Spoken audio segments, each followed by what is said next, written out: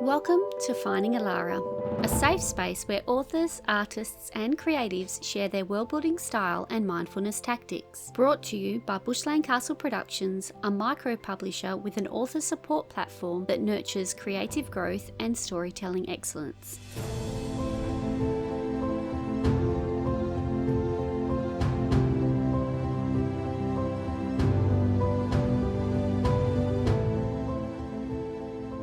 Welcome to the Indie Author Book Fair Minisode series. All of these interviews were recorded as a live stream from the Indie Author Book Fair on the 30th of November 2025 in Bunbury. Each minisode will have the live interview component with myself or Paul Vandermeer from Forest.chat, an additional conversation that the author had with Chris Ilsley at the event, and an excerpt from one of their creative works, which may just inspire you to have a closer look at what's available in the indie book world. I hope that you enjoy these little chats. I will come back at the end and share my key takeaways and let you know who the next guest is going to be. Interview 4 of 27 is Tricia Tevaskis. Tricia Tevaskis lives in the southwest of Western Australia. Born and raised in Geelong, Victoria, she studied teaching before completing her Bachelor of Arts at Deakin University, majoring in creative writing. Apart from a short stint as a journalist, Tricia taught for over 40 years in various primary schools in Victoria, New South Wales and WA. An avid reader, Tricia considers reading one of the joys of life. During her long teaching career, the challenge to pass on her love of literature was a firm priority, and as a teacher, she was always interested and enthusiastic about teaching children to love reading and write well. Tricia and her family relocated several times across Australia, but consider the beaches and beautiful natural environment of the southwest home.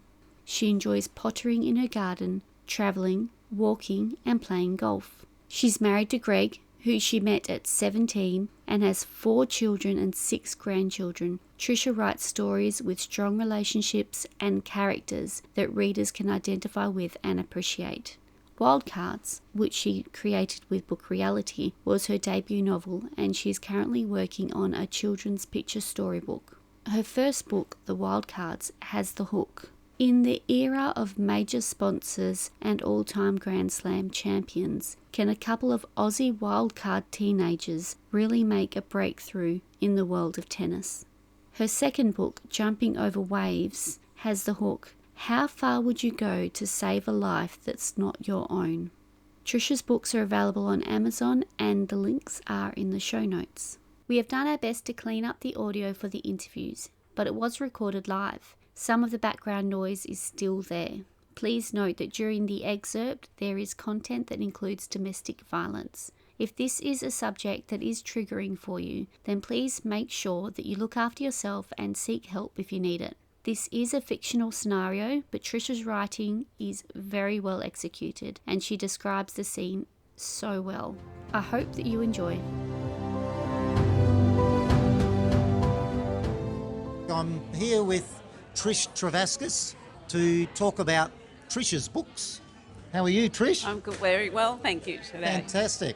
All right, now Trish, how long have you been on this creative path and what got you here? I've always loved reading. Even as a little kid, I was an absolute avid reader and a bookworm. I can remember Mum always with her head in books and she'd leave the books around. When I was about 10, I started reading Agatha Christie. Mum clearly didn't censor too much that was going on, but not that there was anything very salacious in Agatha Christie. So I always loved reading, and at school my favourite time was when they got us to write stories, and that was, I think, when I first developed that love of writing stories. And then after I finished Teachers College, I actually went on to do a Bachelor of Arts in Creative Writing, which I chose mostly so I'd get another chance to keep writing. I loved it because after all those years of studying and writing critical essays, finally I could write something that was fiction and fun and enjoy it.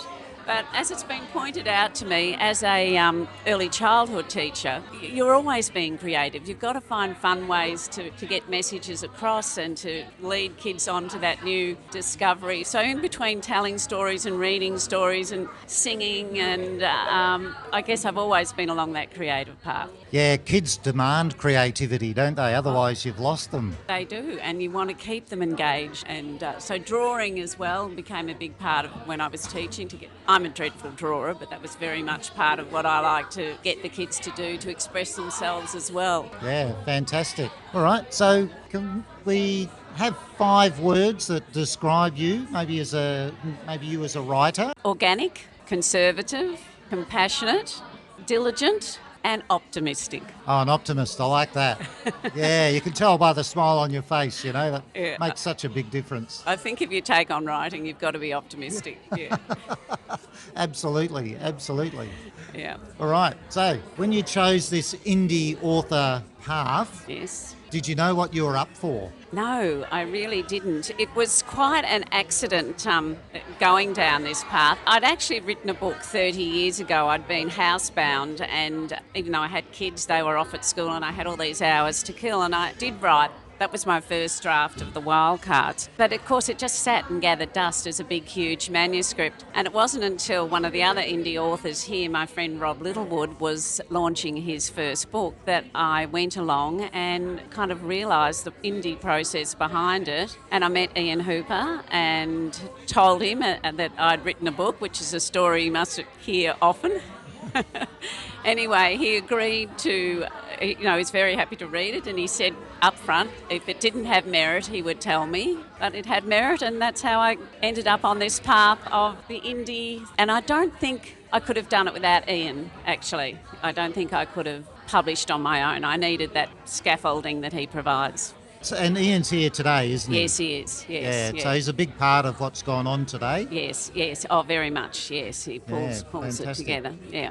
Okay, so it's great that you had that help to do that. That's a big leg up for anyone who's got a manuscript in the cupboard. Yes, and in fact, the poor old manuscript was even on floppy disk, so it was COVID times, and I'd even started accidentally just putting it back onto a normal disc and actually getting it up to date, reviving the archive. For the first time, which it needed. So it prompted lots of things. Yeah. But I think also I'm not tech savvy as many other people, but so I think it would have been a very daunting task following up all that other publication details. So what do you think nowadays about the tech? Does it make it easier or harder? A bit of both. I'm sure it's certainly easier to edit and do lots of that sort of thing and to get it out there, social media and everything like that. But it also becomes so complex as well, managing all that. So, it's a learning curve all on its own, constantly, I find. For sure, I'm sure. So what books do you have here? So I've got my first book, The Wildcards. Grab a copy. Let's show the camera.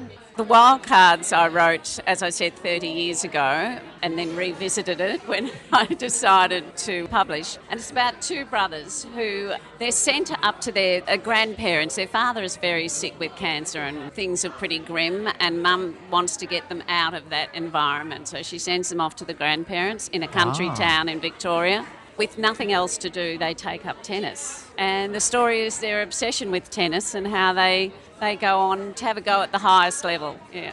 Fantastic. And you've got another book here. Jumping Over Waves is only just out in print. It's very recent. It's a story about a teacher who meets a former student 10 years or so later after she's taught and realises the student needs very much a helping hand, and it's her compassion for this student and a chance to reach out and make a difference in her life. Excellent. And is there, what's next? What's next is I don't really have a specific genre. I'm quite eclectic. I have a children's picture story book I've finished called No Nanny that my daughter's illustrated beautifully, and that's ready to go. We're just sourcing how we publish that at the moment. Okay, that's very interesting. Yes, 2 others on the go. So just very quickly, I have, because I'm always telling stories to my grandchildren, I have a story about 2 dinosaurs named Cal and mini that's for young readers, aimed at young readers. It's on the go. And a biography of one of Australia's Kookaburra hockey players, Oh, Blake Govers, and so there's lots of soccer stars, football stars, and cricket players who've got biographies out there, but I think it's time we had a hockey one. yeah, fantastic. And how can people reach you, Trish? I'm on social media on Instagram and Facebook, Tricia.Tevaskis, and you can see me that All right, yes, fantastic. on that. Right, Thank you very Thank much, you Trish. very much. Yeah, Much it's been a pleasure. appreciated. Yeah. Have you finished building your story and you're not sure which pathway to choose for publishing? The Book Reality Experience is a publishing assistance service offering partnership publishing solutions to authors. We have different pathways available, and we'll recommend what we think works best for you and your story. Check out our website at www.bookreality.com for more information. Together, let's turn your book dream into a reality. Now, hello, Tricia. Hello, Chris. Nice to see you. Now, your favourite kind of writing, are we going down the traditional path here? Or do you have a different genre to the normal? No, I'm very conventional in my writing, even though I don't have a specific genre because I've gone from sports fiction to contemporary to children's books. So Sports fiction is really interesting. What do you write in sports fiction? My book was about the wild cards. It was the first book I wrote. And it involved the story of two brothers whose father was very sick, and mum decides it's not a good thing, he's got cancer, it's not a good thing for them to see him constantly ill and quite depressed. So she sends the two boys off to their grandparents in a country town in Victoria. Yep. And there they discover they've got nothing much to do, so they become a little bit obsessed with tennis. So they discover a love of tennis, and that's... Of course, in and it's their January, journey. tennis is very big in Victoria with the Australian Open in Melbourne. It is huge, yeah. The town in Victoria, is it a real town or just a fictitious town? I gave it a fictitious name, but it was actually based on a small town I'd lived in, Wedderburn, in north central Victoria. Okay. Any reason why you picked that town, or it was just somewhere where you happened to live? Because it was such a magnificent experience to live in a little country town like that and enjoy the fabulous relationships and the importance sport had in a town like that. Well, if you don't play sport in a country town, it's very hard to be involved, isn't That's it? right. Sport keeps That's the right. town together. It does. You play Yes. football in the winter, cricket in the summer. And everyone plays local, tennis. Yeah, and everyone plays tennis, or they're a member of the local golf club. And That's yeah, right. That's yeah, very much. how it knits them together, isn't it? Yes. When it comes to writing a fictitious book, you actually, in that particular instance, we're talking about a story that could be true. You could imagine somebody being in that position. Oh, yes, absolutely. You wouldn't wish it on your worst enemy, but No, you could you imagine wouldn't. somebody being in that circumstance and saying, I really want to keep the kids away from this. Yes, and it was an interesting family journey together that they had to make as a family to get through it. Dad, I won't spoil it, but, Dad was very sick there for a long time. Yeah. And the other book, Jumping Over Waves, is that on title alone you're thinking, maybe this has got a surfing/beach line to it, and I'm thinking, on the other hand, maybe that's just too obvious. Yes, it's not nothing to do with surfing, actually. The jumping over the waves is a bit of an analogy in it. The story's about a teacher who comes across a student she taught over 10 years before. Yep. And it was one of those students she'd always wondered about what happened to her because her life was tough. And as teachers, there's always a few students that for some reason you go, I wonder what became of them. Yeah, there's often that child that lingers in your mind, that's for sure. And so when there's a chance meeting between the two of them, she realises this student is, things aren't going well at all. She reaches out, an act of compassion, and it's a book about second chances and how you can make such a difference in someone's life with a simple act of compassion. Well, it's interesting, the subtitle to this book, How Far Would You Go to Save a Life That's Not Your Own? Yes, so it's about how far would you go to help somebody else. That's right. That's essentially it in a nutshell, isn't it? Very much so. And that the jumping over waves, which is a nice part of the story, but it's also how this former student spends her life just not getting anywhere, just jumping over that wave and not Yeah. actually getting anywhere. So the metaphor with the wave is you're staying at the same place, Yes. just bobbing up and down as the wave comes in. It's not taking you in, it's not taking you out. You're but just you're treading water. battling constantly. Yeah. Battling. How much of your life as a teacher influenced your writing? Yes, I guess it did influence my writing, especially in this second book, but I think I've just always loved the story, making up stories and that sort of creative process. So Nothing like a little bit of creativity. Tricia Tevaskis, thank you so much for giving us a bit of your time. thank you, Chris. The excerpt I have for you today is from the book Jumping Over Waves. In Jumping Over Waves, Australian author Tricia Tevaskis delivers a deeply moving novel about the quiet heroism of everyday women and the fragile, life-changing threads of human connection.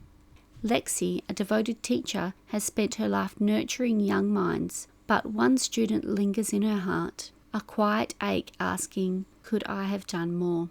Years later, fate gives her the chance to find out. Amber has known nothing but chaos. The daughter of an addict, a stand-in mother to her younger brothers, and now, barely an adult herself, a mother of two. When her relationship turns violent, Amber is left clinging to survival. A chance encounter between these two women, worlds apart yet bound by empathy, sets off a powerful journey of redemption and resilience. As Lexi opens her home and heart, both women must face the question, can compassion and courage rewrite the past? Jumping Over Waves is a stirring contemporary story that celebrates empathy, second chances, and the extraordinary strength found in ordinary lives. Why this story matters. It matters because it tackles domestic violence, motherhood, and the redemptive power of empathy with honesty and heart. It reflects distinctly Australian settings and voice, resonating with universal emotional truths. And it appeals to readers of contemporary women's fiction seeking hope and authenticity. The excerpt I have for you today is from the first chapter. Amber stood near the adventure playground, almost hidden in the shade of the aging peppermint tree. She had deliberately distanced herself from the other mothers. She didn't have the strength today to even feign interest in their conversations. In the canopy above, a noisy band of hungry corellas screeched and argued as they tore at the foliage, sharpening their beaks, sending down showers of broken twigs and leaves. The layers of debris on the grass matched perfectly the chaos of her own thoughts. Snippets of their discussion, mostly about plans for Christmas and the school holidays, floated across the early childhood playground. But their talks of Christmas, presents, family gatherings and camping trips were pointless to her. Amber's plan was simple. Just get through the next few weeks as best she could with Marco home every day. There would be no play dates for Ruby or Arlo. That might mean she would have to reciprocate and have strangers in the house.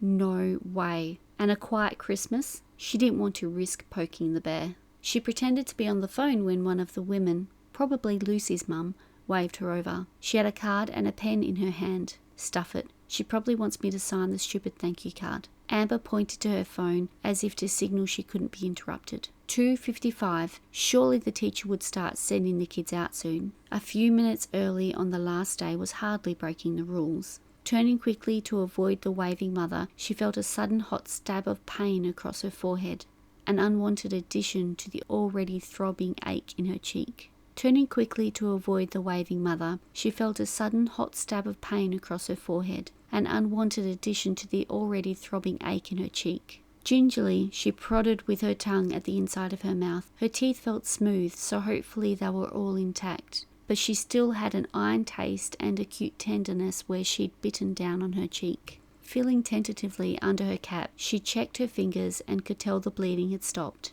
Bending down, she rubbed the sticky residue of blood onto the grass. But again, she had moved too fast and her head started to spin. She stood up slowly and waited for the dizziness to settle. Arlo waved at her from where she was hanging upside down on the play equipment. He was flushed from playing, happily oblivious to what had gone on before they left home. Right now, he was having fun with other younger siblings, some he knew from kindergarten, as they waited for the pre-primary kids to be dismissed on the last day of school of the year. Amber was relieved he'd been outside playing, so didn't see Marco push her around. Not that he would be inside. When Marco was home, the kids were always banished from the house. Amber pondered again the approaching dilemma of having Marco home every day from Christmas until mid-January, while he was on leave from work. It was going to challenge her on every level to keep Marco happy and the kids occupied and safe, away from him. Today she'd been way too complacent and had paid the price. Marco didn't like mess. She should have predicted that he'd knock off work early and come home to get ready, because today was his Christmas party. It wasn't that hard to have everything spotless, just the way he liked it, but she wasted time reading dinosaur books to Arlo after lunch. Marco might have ignored the dishes in the sink and the lunchtime crumbs all over the bench, but he lost it when he tripped over the basket of washing that she was halfway through folding. That had been the trigger. Amber was still reeling at the speed his mood changed. 1 second he was unzipping his work pants, giving her that lecherous smile as he walked through the door, and she was thinking, please no, because I've got to get Ruby soon from school, and one of Marco's quickies would make her late again for pickup. The next second, he tripped over the laundry basket, stubbing his toe against the bed. Before she could utter a word of apology, he'd grabbed her arm and thrown her across the room, her head smashing against the wooden door frame as she fell. That's when she must have bitten the inside of her cheek. The pain of that secondary to the searing agony of her head splitting contact with the unforgiving door jamb. Maybe he only meant for her to hit the wall. Maybe he didn't really know his own strength. She thought that hitting the plaster wall wouldn't have caused her so much distress. But he wasn't satisfied with that. While she was still absorbing the pain, he grabbed her arm again and threw her onto the bed. Ah, that's why my arm is so sore, she recollected, massaging her rotator cuff. The final insult came when he heaved the old wicker laundry basket at her as she cowered on the bed. She saw it coming and tried to curl her body away, but it had caught the side of her head, leaving a huge scratch across her cheek. Not to mention the tender, blue-red bruise that was already developing under her skin. Stripping off his dirty clothes, he tossed them at her head, one item at a time, sneering as he disappeared into the shower. It serves you right, banging into the fucking basket you left lying around. You're a fucking lazy, clumsy slut.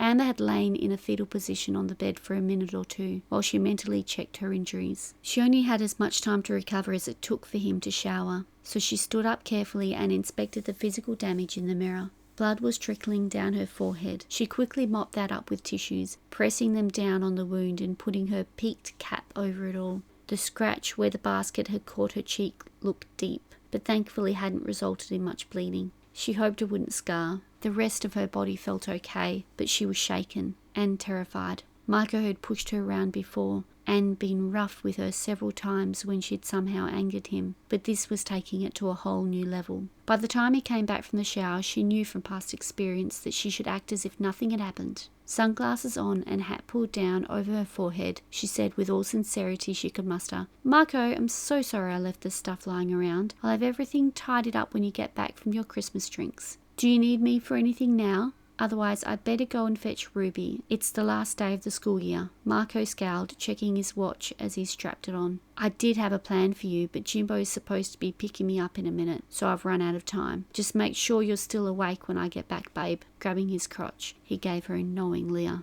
"Oh, I'll be waiting, babe. Have fun," Amber replied suggestively, hoping she sounded enthusiastic enough. Her goodbye kiss long and lingered, as she did her best to ignore the stinging pain from the pressure of his mouth. She really was getting to be an accomplished actor, or perhaps she was simply developing a higher pain threshold. Finally, the pre-primary classroom door opened. As the teacher spotted parents, she called out names and the kids appeared one by one, laden down with hats, drink bottles and bags stuffed with the last of their schoolwork and crafty Christmas decorations. Amber waved at Ruby and walked towards the veranda. Covering her scratched, stinging cheek with one hand, she managed to smile and thanked Ruby's teacher once again for all her help over the last few months. Keeping up the charade, she even chatted briefly with one or two parents, despite the pain that made every word a struggle to form. There was so much noisy confusion as everyone made their final farewells that no one paid much attention to Amber discreetly weaving her way through the crowds to the exit, determined to avoid scrutiny.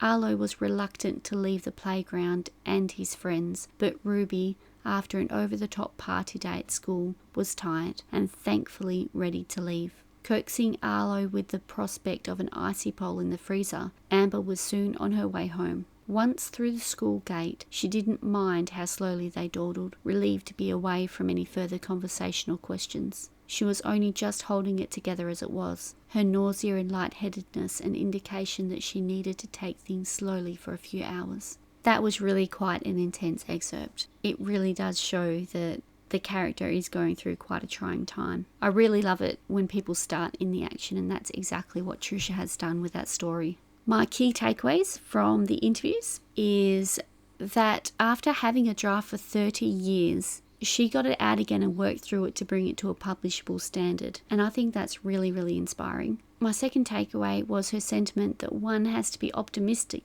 to take on writing. It isn't an easy road to walk, and I think your mindset and approach to the task has an immense impact on what you can produce. My third takeaway was how many projects she has under her belt. It seems she has the bug now and there's no stopping her. What were your key takeaways? If you would like to carry on the conversation with Tricia, then she has Facebook, Instagram, and her own website, triciatevaskis.com. All her social links are in the show notes along with her book list. In the next special episode, you will hear from Robin Muraka. If you are enjoying the show and would like to show some support, then please share these episodes with a friend. Or if you want to go to the next step, then you can buy us a cuppa. Head on over to ko-fi.com/findingalara. There is an option for you to buy us a cup of tea for $2, or you can join the Shadow Lair for $5 a month, where you receive exclusive content and advanced information about the show. If you would like to get in touch with myself or the team at Bushland Castle Productions, then I'm on Instagram and TikTok as @FindingAlara. There is a Discord channel and Facebook group called Finding Alara Podcast. The Bushland Castle Productions teams are on Facebook, Instagram, and Discord as bcp.creative. Or you can check out the website bushlandcastleproductions.com for the most up-to-date information. If you would like to get in touch with Chris, then he is on Facebook as Chris Ilsley. And if you want to talk to Paul, then he is on Facebook as Paul Vandermeer. And he has his own podcast, Forest.chat. The music is brought to you by @Keys of Moon Music and is called The Epic Hero. If you enjoyed listening to Finding Alara, have any questions, or just want to share your world with us, then please get in touch. Until next time, keep up the search for your Alara.